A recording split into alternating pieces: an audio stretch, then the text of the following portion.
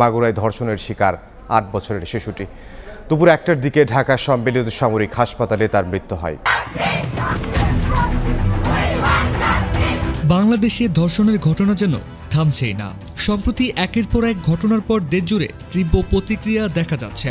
সর্বশেষ আসিয়া নামের শিশুটির মৃত্যুর ঘটনাকে কেন্দ্র করে নতুন করে ক্ষোভের আগুন জ্বেলে দিয়েছে সাধারণ শিক্ষার্থীদের মধ্যে।